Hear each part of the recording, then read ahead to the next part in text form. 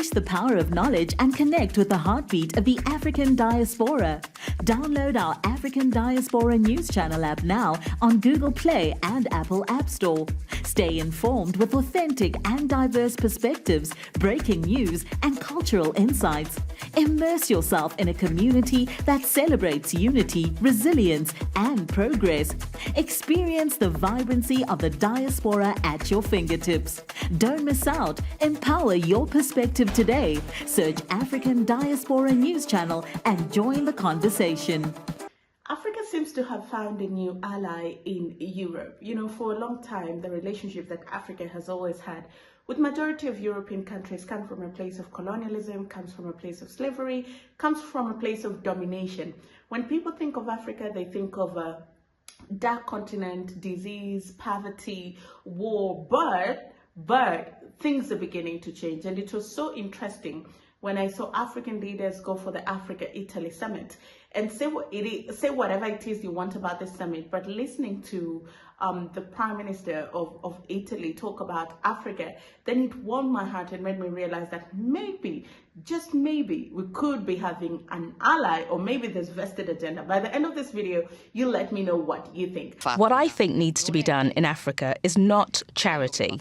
What needs to be done in Africa is to build cooperation and serious strategic relationships as equals, not predators. What needs to be done in Africa is to defend the right not to have to emigrate. And this is done with investments and a strategy. Hello there, how are you doing? Welcome to another episode of our conversations. My name is Ondiro Oganga. I'm a business journalist by profession and a digital content creator.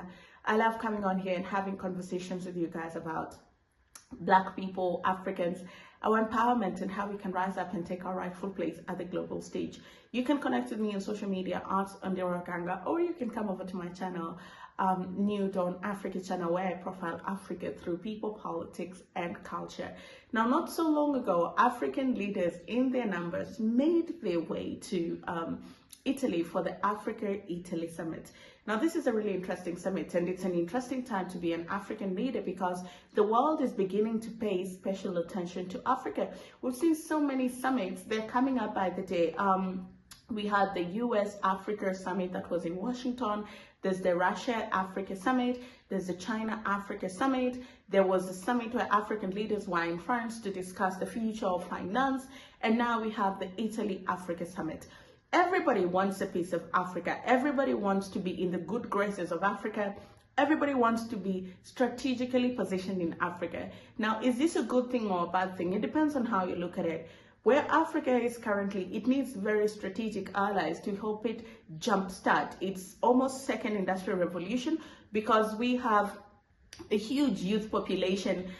They're fairly educated. We have our resources and we are ready. The economy is ready to go, but we need partners. The problem only comes when most of the partners that want to do business in Africa come with malicious intentions, the things that we've seen France do in West Africa, where you give people business deals in the name of La France Afrique, but yet in reality, what you want to do is to exploit these people. And so I think now it's very important that African leaders do not just speak as individual countries. They connect at a continental level and have these conversations. You know, why am I saying this? Because one time I had the president of South Africa, Cyril Ramaphosa, say, if you want to work with Africa, work with all of us to go, yeah?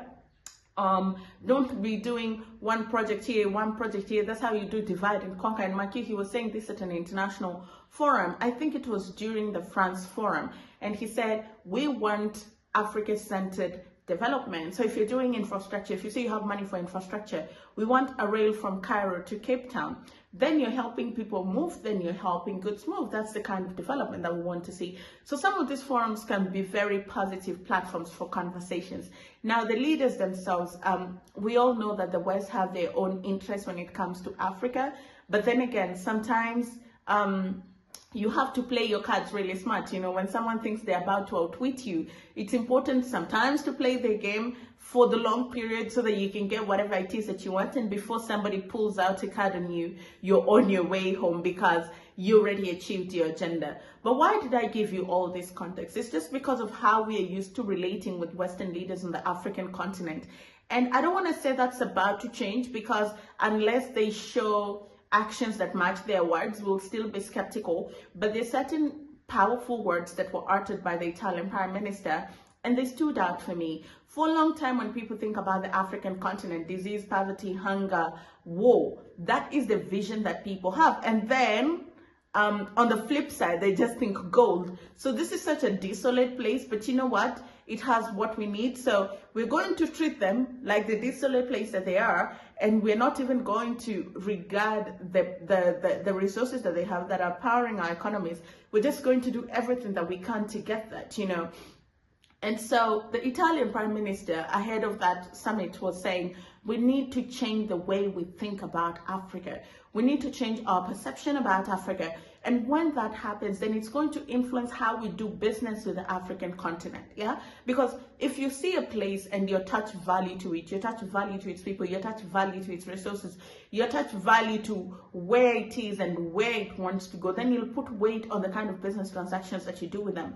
But when you look at a place and you just say, this is a big black place, and the most they can offer us is natural resources, you're not going to be respectful, and you're not going to dignify the way you do business with them. So that for me is what stood out. But then again, we want to see words matching the actions. You know, this summit was important for Italy because, one, they want to curb migration and immigration. You know, they want to ensure that as many Africans as possible stay on the African continent, and also they want to invest in green energy to power the next, you know, energy transition on the African continent, and also that economic takeoff. So that was the basis of this meeting, but let's listen into what she had to say. Stopping the trafficking network is a goal we all share, promote safe and legal pathways, improve asylum and management procedures, fair burden sharing for refugee hosting countries, and help the countries that most of all are taking on the burden of those who flee from war and from terrorism. Well, that's all I had for you on this episode of our conversations. Thank you so much for watching. Let me know what you think about what Giorgia Meloni said on the comment section. I'll see you again next time.